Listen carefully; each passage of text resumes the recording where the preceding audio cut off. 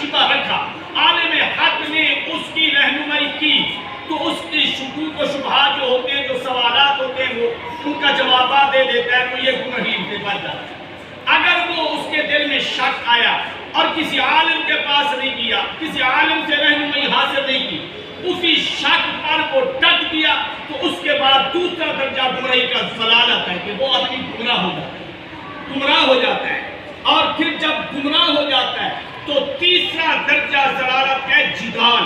وہ اپنی گمراہی کو حق صحیح سمجھتے ہوئے حق والوں کے ساتھ میں لڑتا ہے، جھگڑتا ہے، جیسے کافر صحابہ کرام کے ساتھ جھگڑتے تھے۔ وہ چونکہ گمراہ آدمی اپنے آپ کو صحیح سمجھتا ہے، حالانکہ وہ قبروں کو سجدے کرتا ہے، درباروں مزاروں کو سجدے کرتا ہے، پیروں فقیروں کو مدد کے لیے پکارتا ہے، لڑتا ان کے ساتھ ہے جو اللہ کو سجدہ کرتے ہیں، جو اللہ ہی کو مشکل کشا سمجھتے، اللہ ہی کو معبود سمجھتے۔ کیوں لڑ رہا ہے؟ اس لیے لڑ رہا ہے، کہتے ہیں کہ یہ گستاخ ہے، میں ولیوں کا ماننے والا، میں سیدھے راستے پر ہوں، یہ غلط راستے پر ہے۔ تو تیسرا درجہ گمراہی کا ہے جدال۔ کیا ہے؟ جدال، لڑتا ہے حق والوں کے ساتھ۔ اور چوتھا درجہ گمراہی کا ہے ربط مہر جباریت۔ مہر جباریت اسے کہتے ہیں کہ جو حق والوں کے ساتھ لڑتا ہے جان بوجھ کر، وہ حق کو مانتا نہیں ہے، پھر وہ حق والوں کے ساتھ لڑتا جھگڑتا ہے، پھر اللہ اس کے دل پر مہر جباریت لگا دیتے ہیں۔ اب اللہ فرماتے میرے محبوب، جسے میں نے لا علاج قرار دے دیا ہے، اب آپ کی تبلیغ بھی اسے سمجھ نہیں آ سکتی، اب اسے کہیں سے ہدایت نہیں مل سکتی، اب میں نے اسے کنفرم جہنمی قرار دے دیا ہے۔ مہر کا مطلب یہ ہوتا ہے جس لفافے پہ، جس دروازے پر مہر لگتی ہے، اندر کی چیز باہر نہیں آ سکتی، باہر سے کوئی چیز اندر نہیں جا سکتی۔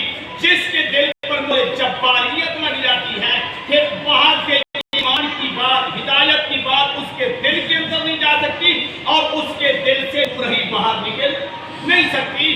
تو سورۃ یاسین کی آیت نمبر جو 7 ہے، اللہ تعالیٰ فرماتے ہیں جن کے دلوں پر میں نے مہر جباریت لگا دی ہے نا میرے حبیب، آپ انہیں جتنا مرضی سمجھائیں یہ ایمان نہیں لائیں گے۔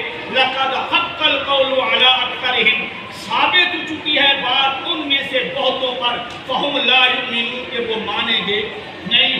ان نہ ماننے والوں سے مراد وہ لوگ ہیں جن کے دلوں پر رب نے مہر جباریت لگا دی ہے، اسے کوئی ہدایت نہیں۔ دیکھیں نبی پاک صلی اللہ علیہ وسلم چاہتے تھے کہ سارے کافر مسلمان ہو جائیں، ہر کافر جہنم سے بچ کر جنت میں جانے والا۔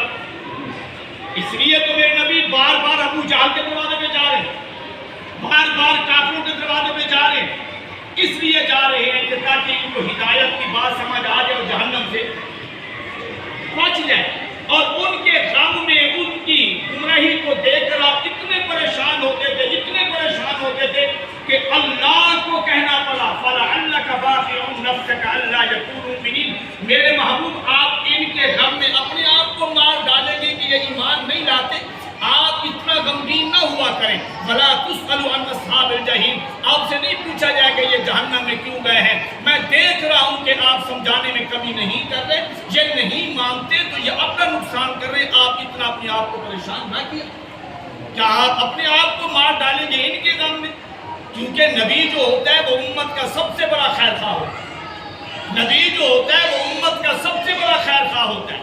ہمارا سب سے بڑا خیر خواہ ہمارا نبی، ہمارا باپ ہمارا اتنا خیر خواہ نہیں ہے، ہمارا پیر مرشد ہمارا اتنا خیر خواہ نہیں ہے، میری ماں میری اتنا خیر خواہ نہیں جتنا میرا نبی میرا خیر خواہ ہے۔ اور نبی اس خیر خواہی میں ان لوگوں کے دروازوں پہ جا رہے ہیں جو لوگ آپ کے قتل کرنے کے منصوبے بنا رہے ہیں، اور نبی انہیں سمجھا رہے ہیں، بار بار انہیں بتا رہے ہیں۔ آج علماء حق جو بار بار چیختے ہیں، چلاتے ہیں، آپ کی منت سماجت کرتے ہیں، آپ کو